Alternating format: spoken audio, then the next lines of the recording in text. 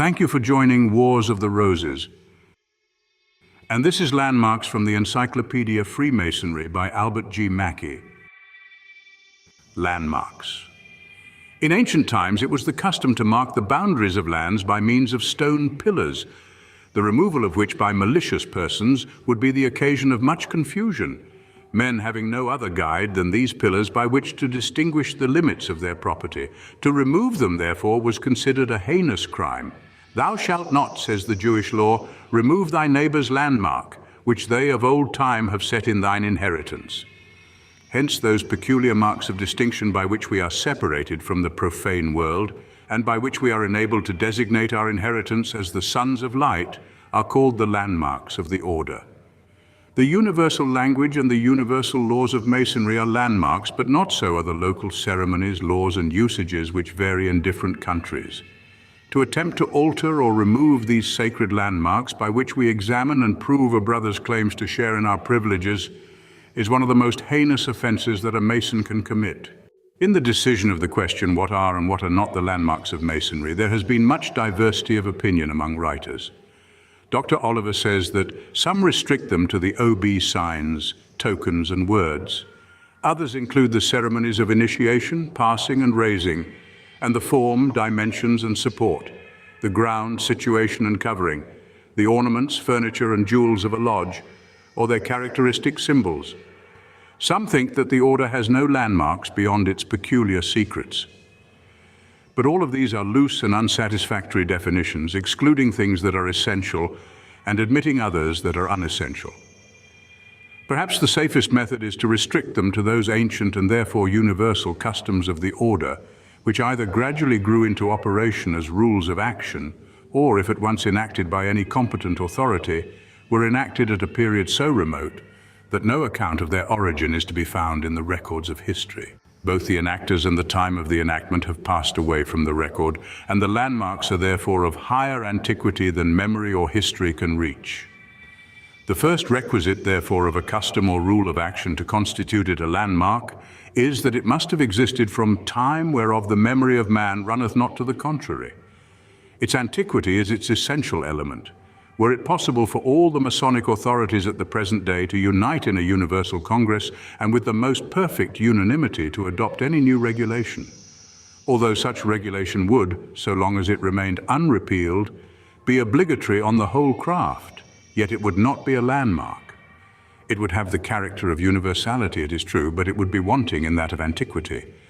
Another peculiarity of these landmarks of Masonry is that they are unrepealable, as the Congress to which I have just alluded would not have the power to enact a landmark, so neither would it have the prerogative of abolishing one. The landmarks of the order, like the laws of the Medes and the Persians, can suffer no change. What they were centuries ago, they still remain, and must so continue in force until Masonry itself shall cease to exist. Until the year 1858, no attempt had been made by any Masonic writer to distinctly enumerate the landmarks of Freemasonry and to give to them a comprehensible form. In October of that year, the author of this work published in the American Quarterly Review of Freemasonry, Volume 2, page 230, an article on the Foundations of Masonic Law, which contained a distinct enumeration of the landmarks, which was the first time that such a list had been presented to the fraternity. This enumeration was subsequently incorporated by the author in his textbook of Masonic jurisprudence. It has since been very generally adopted by the fraternity and republished by many writers on Masonic law, sometimes without any acknowledgement of the source whence they derived their information. According to this recapitulation, the result of much labor and research, the landmarks are 25 in number and are as follows. 1. The modes of recognition are, of all the landmarks, the most legitimate and unquestioned. They admit of no variation, and if ever they have suffered alteration or addition, the evil of such a violation of the ancient law has always made itself subsequently manifest. 2. The division of symbolic Masonry into 3 degrees is a landmark that has been better preserved than almost any other, although even here the mischievous spirit of innovation has left its traces, and by the disruption of its concluding portion from the third degree, a want of uniformity has been created in respect to the final teaching of the Master's Order, and the Royal Arch of England, Scotland, Ireland, and America, and the high degrees of France and Germany are all made to differ in the mode in which they lead the neophyte to the great consummation of all symbolic masonry. In 1813, the Grand Lodge of England vindicated the ancient landmark by solemnly enacting that ancient craft masonry consisted of the 3 degrees of entered apprentice, fellow craft, and master mason, including the Holy Royal Arch. But the disruption has never been healed, and the landmark, although acknowledged in its integrity by all, still continues to be violated. 3. The legend of the third degree is an important landmark, the integrity of which has been well preserved. There is no rite of masonry practiced in any country or language in which the essential elements of this legend are not taught. The lectures may vary and indeed are constantly changing, but the legend has ever remained substantially the same, and it is necessary that it should be so. For the legend of the temple builder constitutes the very essence and identity of masonry. Any rite which should exclude it or materially alter it would at once, by that exclusion or alteration, cease to be a Masonic rite. 4. The government of the fraternity by a presiding officer called a Grand Master, who is elected from the body of the craft, is a 4th landmark of the order. Many persons suppose that the election of the Grand Master is held in consequence of a law or regulation of the Grand Lodge. Such, however, is not the case. The office is indebted for its existence to a landmark of the order. Grand Masters, or persons performing the functions under a different but equivalent title, are to be found in the records of the institution long before Grand Lodges were established. And if the present system of legislative government by Grand Lodges were to be abolished, a Grand Master would still be necessary. 5. The prerogative of the Grand Master to preside over every assembly of the craft, wheresoever and whensoever held, is a 5th landmark. It is in consequence of this law, derived from ancient usage, and not from any special enactment, that the Grand Master assumes the chair, or as it is called in England, the throne, at every communication of the Grand Lodge, and that he is also entitled to preside at the communication of every subordinate lodge where he may happen to be present. 6. The prerogative of the Grand Master to grant dispensations for conferring degrees at irregular times is another and a very important landmark. The statutory law of Masonry requires a month, or other determinate period, to elapse between the presentation of a petition and the election of a candidate. But the Grand Master has the power to set aside or dispense with this probation, and to allow a candidate to be initiated at once. This prerogative he possessed before the enactment of the law requiring a probation, and as no statute can impair his prerogative, he still retains the power. 7. The prerogative of the Grand Master to give dispensations for opening and holding lodges is another landmark. He may grant, in virtue of this, to a sufficient number of Masons the privilege of meeting together and conferring degrees. The lodges thus established are called lodges under dispensation. See lodges. 8. The prerogative of the Grand Master to make Masons at sight is a landmark which is closely connected with the preceding one. There has been much misapprehension in relation to this landmark, which misapprehension has sometimes led to a denial of its existence in jurisdictions where the Grand Master was, perhaps, at the very time substantially exercising the prerogative without the slightest remark or opposition. See cite, making Masons at 9. The necessity for Masons to congregate in lodges is another landmark. It is not to be understood by this that any ancient landmark has directed that permanent organization of subordinate lodges, which constitutes one of the features of the Masonic system as it now prevails.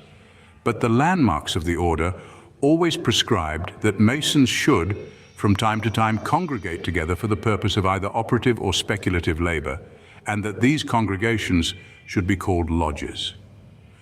Formerly, these were extemporary meetings called together for special purposes, and then dissolved, the brethren departing to meet again at other times and other places, according to the necessity of circumstances. But warrants of constitution, bylaws, permanent officers, and annual arrears are modern innovations wholly outside the landmarks and dependent entirely on the special enactments of a comparatively recent period. 10. The government of the craft, when so congregated in a lodge by a master and two wardens, is also a landmark, a congregation of Masons meeting together under any other government, as that, for instance, of a president and vice president, or a chairman and sub-chairman, would not be recognized as a lodge. The presence of a master and two wardens is as essential to the valid organization of a lodge as a warrant of constitution is at the present day. The names, of course, vary in different languages, but the officers, their number, prerogatives, and duties are everywhere identical. 11. The necessity that every lodge, when congregated, should be duly tiled is an important landmark of the institution which is never neglected. The necessity of this law arises from the esoteric character of Masonry. The duty of guarding the door and keeping off cowens and eavesdroppers is an ancient one, which therefore constitutes a landmark. 12. The right of every Mason to be represented in all general meetings of the craft and to instruct his representatives is a 12th landmark. Formerly, these general meetings, which were usually held once a year, were called General Assemblies, and all the fraternity, even to the youngest entered apprentice, were permitted to be present. Now they are called Grand Lodges, and only the masters and wardens of the subordinate lodges are summoned. But this is simply as the representatives of their members. Originally, each Mason represented himself. Now he is represented by his officers. See Representatives of Lodges. 13. The right of every Mason to appeal from the decision of his brethren in lodge convened to the Grand Lodge or General Assembly of Masons is a landmark highly essential to the preservation of justice and the prevention of oppression. A few modern Grand Lodges, in adopting a regulation that the decision of subordinate lodges in cases of expulsion cannot be wholly set aside upon an appeal, have violated this unquestioned landmark as well as the principles of just government. 14. The right of every Mason to visit and sit in every regular lodge is an unquestionable landmark of the order. This is called the right of visitation. This right of visitation has always been recognized as an inherent right, which inures to every Mason as he travels through the world. And this is because lodges are justly considered as only divisions for convenience of the universal Masonic family.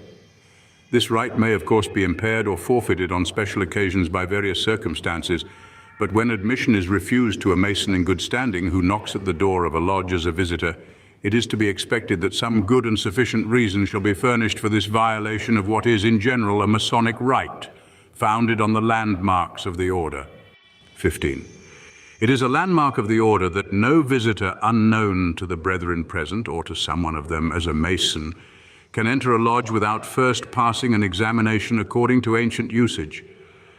Of course, if the visitor is known to any brother present to be a Mason in good standing, and if that brother will vouch for his qualifications, the examination may be dispensed with, as the landmark refers only to the cases of strangers, who are not to be recognized unless after strict trial, due examination, or lawful information. 16. No lodge can interfere in the business of another lodge, nor give degrees to brethren who are members of other lodges. This is undoubtedly an ancient landmark founded on the great principles of courtesy and fraternal kindness, which are at the very foundation of our institution. It has been repeatedly recognized by subsequent statutory enactments of all Grand Lodges. 17. It is a landmark that every Freemason is amenable to the laws and regulations of the Masonic jurisdiction in which he resides. And this, although he may not be a member of any lodge, non-affiliation, which is in fact in itself a Masonic offense, does not exempt a Mason from Masonic jurisdiction. 18. Certain qualifications of candidates for initiation are derived from a landmark of the order. These qualifications are that he shall be a man unmutilated, freeborn, and of mature age. That is to say, a woman, a cripple, or a slave, or one born in slavery, is disqualified for initiation into the rites of Masonry. Statutes, it is true, have from time to time been enacted enforcing or explaining these principles, but the qualifications really arise from the very nature of the Masonic institution and from its symbolic teachings, and have always existed as landmarks. 19. A belief in the existence of God as the grand architect of the universe is one of the most important landmarks of the order. It has been always admitted that a denial of the existence of a supreme and superintending power is an absolute disqualification for initiation. The annals of the order never yet have furnished or could furnish an instance in which an avowed atheist was ever made a Mason.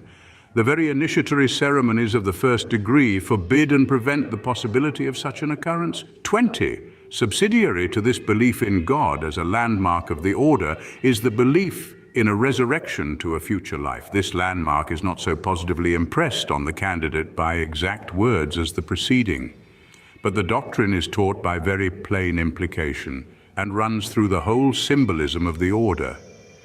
To believe in Masonry and not to believe in a resurrection would be an absurd anomaly, which could only be excused by the reflection that he who thus confounded his belief and his skepticism was so ignorant of the meaning of both theories as to have no rational foundation for his knowledge of either. 21. It is a landmark that a book of the law shall constitute an indispensable part of the furniture of every lodge. I say advisedly book of the law because it is not absolutely required that everywhere the Old and New Testaments shall be used. The book of the law is that volume which, by the religion of the country, is believed to contain the revealed will of the grand architect of the universe. Hence, in all lodges in Christian countries, the book of the law is composed of the Old and New Testaments. In a country where Judaism was the prevailing faith, the Old Testament alone would be sufficient. And in Mohammedan countries and among Mohammedan Masons, the Quran might be substituted. Masonry does not attempt to interfere with the peculiar religious faith of its disciples, except so far as relates to the belief in the existence of God and what necessarily results from that belief. The book of the law is to the speculative Mason his spiritual trestle board. Without this he cannot labor. Whatever he believes to be the revealed will of the grand architect constitutes for him this spiritual trestle board, and must ever be before him in his hours of speculative labor to be the rule and guide of his conduct. The landmark, therefore, requires that a book of the law, a religious code of some kind, purporting to be an exemplar of the revealed will of God, shall form an essential part of the furniture of every lodge. 22. The equality of all Masons is another landmark of the order. This equality has no reference to any subversion of those gradations of rank which have been instituted by the usages of society. The monarch, the nobleman, or the gentleman is entitled to all the influence and receives all the respect which rightly belong to his position. But the doctrine of Masonic equality implies that as children of one great Father we meet in the lodge upon the level, that on that level we are all traveling to one predestined goal, that in the lodge genuine merit shall receive more respect than boundless wealth, and that virtue and knowledge alone should be the basis of all Masonic honors and be rewarded with preferment. When the labors of the lodge are over, and the brethren have retired from their peaceful retreat to mingle once more with the world, each will then again resume that social position and exercise the privileges of that rank to which the customs of society entitle him. 23. The secrecy of the institution is another and most important landmark. The form of secrecy is a form inherent in it, existing with it from its very foundation, and secured to it by its ancient landmarks. If divested of its secret character, it would lose its identity and would cease to be Freemasonry. Whatever objections may therefore be made to the institution on account of its secrecy, and however much some unskillful brethren have been unwilling in times of trial, for the sake of expediency, to divest it of its secret character, it will be ever impossible to do so, even with a landmark not standing before us as an insurmountable obstacle, because such change of its character would be social suicide, and the death of the order would follow its legalized exposure. Freemasonry, as a secret association, has lived unchanged for centuries. As an open society, it would not last for as many years. 24. The foundation of a speculative science upon an operative art, and the symbolic use and explanation of the terms of that art for the purposes of religious or moral teaching, constitute another landmark of the order. The Temple of Solomon was the symbolic cradle of the institution, and therefore the reference to the operative masonry which constructed that magnificent edifice, to the materials and implements which were employed in its construction, and to the artists who were engaged in the building, are all component and essential parts of the body of Freemasonry, which could not be subtracted from it without an entire destruction of the whole identity of the order. Hence, all the comparatively modern rites of Masonry, however they may differ in other respects, religiously preserve this temple history and these operative elements as the substratum of all their modifications of the Masonic system. 25. The last and crowning landmark of all is that these landmarks can never be changed. Nothing can be subtracted from them. Nothing can be added to them. Not the slightest modification can be made in them. As they were received from our predecessors, we are bound by the most solemn obligations of duty to transmit them to our successors. Not one jot or one tittle of these unwritten laws can be repealed, for in respect to them we are not only willing but compelled to adopt the language of the sturdy old barons of England, nolumus leges mutare. Thank you for watching, and please don't forget to share, like, subscribe and comment, and if you can, please consider donating to Wars of the Roses. Links to PayPal and Patreon are in the description. Thank you so very much.